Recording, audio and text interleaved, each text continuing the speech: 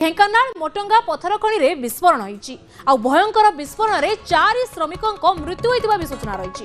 एबे भी किछि श्रमिक चापी रहितिबा आशंका करा जाउची। अतडा भितरे विस्फोरक सामग्री थिबा सूचना रहिची। सेति पई उद्धार कार्य अधिक चैलेंजिंग हेउची। उद्धार कार्य रे ओड्राफ और 2टी अग्निशम टीम मुतयन अछंती। जेसीबी मेसिन द्वारा चलीछि उद्धार कार्य। अनुगुल डॉग स्क्वाड आसी तलाशी करिवो। खणीर गभीरता प्राय 40 फुट बोली कुआ जाउची। तेबे गतकाली जो पथर खदान खणी रे जो विस्फोरण होईछि परवर्ती समय 4 श्रमिकों मृत्यु नहीं की सूचना मिलुछि। आ सबटु बड़ कथा हला एबे भी किछि श्रमिक से खणी भितरे फसी थिबार भी आशंका करा जाउछि। जोति पई कि अनुगुल डॉग स्क्वाड आसीबो एवं तनाघना करिवो एवं छानबीन भी करिवो। ओड्राफ टीम शामिल अछंती। 2टी अग्निशम टीम भी मुतयन अछंती। आ ए सब कार्य रे जेसीबी उद्धार कार्य रे अछि। गतकाली रात विभिन्न गणमाध्यम विभिन्न सूत्र आम खबर पाइलु।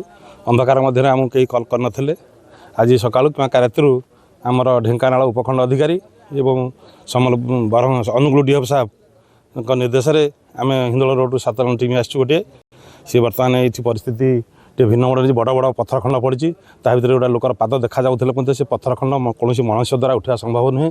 ताप बड़ बड़ मेसीन कि अन्य कौन उपाय अवलम्बन कर डीएफ साहेब अनुगुल स्वतंत्र डग पठाऊँ जो डग ठाब कर कौन काजुआलिटी भितर रही कौन आम सहायता करने खजुरिया कटा केन्द्र आ गोटे टीम तेणु आम उद्यम जारी रखीचु और सफलतार सह सी फसी रही लोक उद्धार कर आशा करा।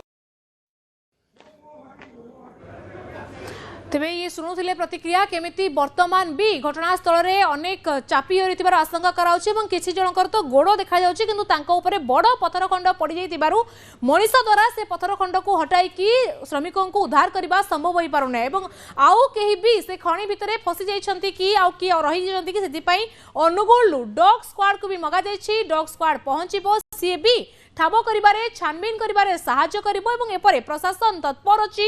उद्धार कार्य को जोरदार करा जाउछि किंतु जेहेतु खणी 4 फुट गभीर एवं एति सहित सेतिरे किछि विस्फोरक सामग्री थिबार भी सूचना मिलुछि। सेति पई वर्तमान कोनोसी अधिक पदक्षेप नेबा पूर्वरु अनेक थरा भाबी चिंती कि प्रत्येकटी पदक्षेप नेबा को पड़ुछि।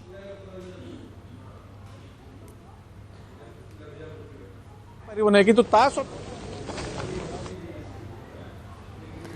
तबे ये जो बड़ खबर आसी ढेंकानाल जे जेसीबी मेसीन वर्तमान घटनास्थल में अच्छी। अग्निशम टीम अच्छी। 2टी ओड्राफ टीम को भी मुतयन कराई सेपटे डॉग स्क्वाड कोना जीवो। तेणु जहाँ जना पड़ुछि स्थिति से जगह गंभीर अच्छी कहीं एबे भी कारण गतकालीर घटना एबे भी किछि श्रमिक चापी होइतिबार आशंका करा जाउछि। तेणु केते शीघ्र से श्रमिकों को उद्धार करा जीवो तांकर जदि किए जीवित अछंती तांको प्राण बंचा जीवो से नै कि प्रयास जारी रहिछि जो कि 4 श्रमिकों मृत्यु नहीं की सूचना रही। आबे भी जेहेतु किसी श्रमिक चापी होकी अच्छी से पूरा प्रशासन पक्षर तत्परता रही किसी श्रमिक रही आशंका भी करा जाउछि।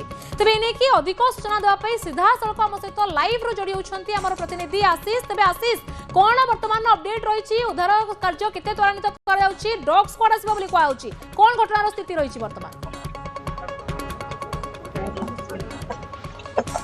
देखो वर्तमान 2टी जेसीबी मेसीन आसी पहुंची सारी उद्धार कार्य बर्तमान आरंभ होती सहित आम जब कहवा तेज जमी आम पूर्व कहूँ ओड्राफ गोटे यूनिट ये रही सहित अग्निशम विभाग 2टी टीम 2टी टीम ये पहुंची बर्तमान उद्धार कार्य आरंभ होती तार एक्सक्लूसिव चित्र आम बर्तमान देखु न्यूज 18 ओडिया माध्यम अगणित दर्शक मानू जे किभली भाव में चली बर्तमान रेस्क्यू ऑपरेशन आरंभ होती सबुठारु बड़ कथा कहबी जे ए जो ऑपरेशन बर्तमान आरंभ होती आप देखुं टीवी स्क्रीन माध्यम से जगार जो जगार बर्तमान देखो जेसीबी पत्थर खंड बर्तमान बाहर करुच्ची से जगार ही गोटे श्रमिकर पाद बर्तमान बाहर को दिशुची किसी समय पर उद्धार कर सहित कुहा जाउछि जे आउ जने श्रमिकर मृतदेह से तार भितर रही मोटामोटी भाव 2टी मृतदेह बर्तमान से अतड़ा भितर फसी रही जहाँ को उद्धार करने बर्तमान आरंभ होती ऑपरेशन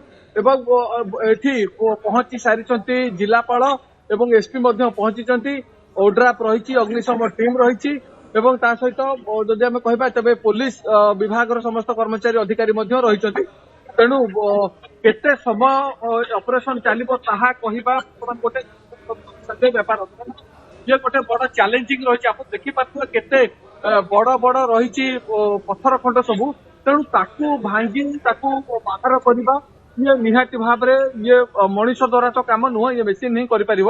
ତେଣୁ ଯୋଉ କାମରେ ବର୍ତ୍ତମାନ ଲାଗିଛି ଜେସିବି ମେସିନ, ଗୋଟିଏ ମେସିନ କାମ ଆରମ୍ଭ କରିଛି ଅପରେସନ ଏବଂ ଆଉ ଗୋଟିଏ ମେସିନ ମଧ୍ୟ ଆସି ଛିଡା ହେଇଛି ଜେସିବି ମେସିନ। ଆବଶ୍ୟକ ପଡିଲେ ତାକୁ ମଧ୍ୟ କାମରେ ଲଗାଯିବ ଏବଂ ଆଉ ଗୋଟିଏ ବଡ ମେସିନ ମଧ୍ୟ ମଗା ଯାଇଛି, ବର୍ତ୍ତମାନ ତାଙ୍କ ମଧ୍ୟ ଆସୁଛି। ତେଣୁ ମୋଟାମୋଟି ଭାବରେ ଯେହେତୁ ହୋଇପାରିବ ନାହିଁ, ତେଣୁ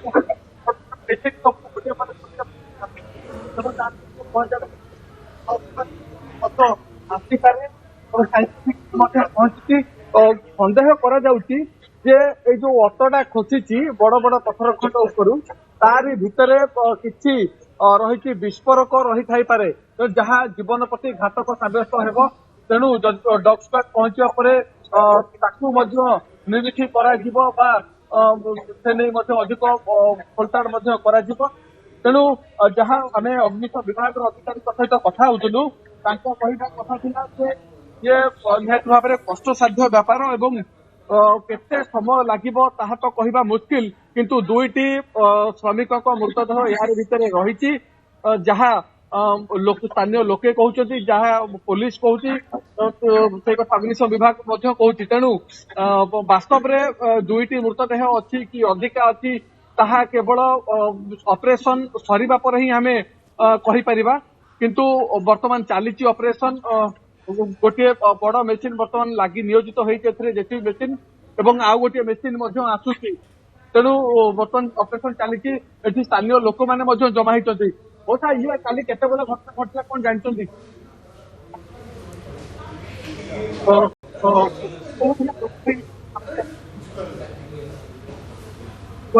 ବାହାର ରାଜ୍ୟର ଶ୍ରମିକ ଅଛି କାମ କରୁଛନ୍ତି, ରହିଛି ତାର ଭିତରେ ସେ ଦୁଇ ଜଣ ଯାକ ଶ୍ରମିକ ମଧ୍ୟ ବାହାର ରାଜ୍ୟର ବୋଲି ପାରନ୍ତି, ତାହା ତ ମୃତଦେହ ବାହାରିବା ପରେ ହିଁ ସ୍ପଷ୍ଟ ହେବ।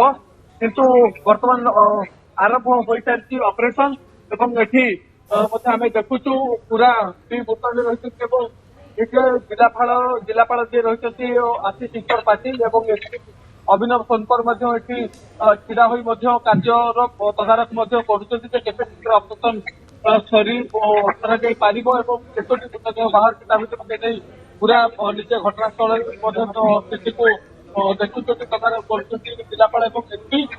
ଏବଂ ଆଉ ଗୋଟିଏ ମେସିନ ବର୍ତ୍ତମାନ ମଧ୍ୟ ଆସି ପହଞ୍ଚିଲା ବର୍ତ୍ତମାନ ଘଟଣାସ୍ଥଳରେ ଏବଂ ତାର ମଧ୍ୟ ତାଜା ଚିତ୍ର ଦେଖେଇବାକୁ ଚାହିଁବି ଆପଣଙ୍କୁ। ଦେଖନ୍ତୁ, ଯେହେତୁ ଗୋଟିଏ ମେସିନ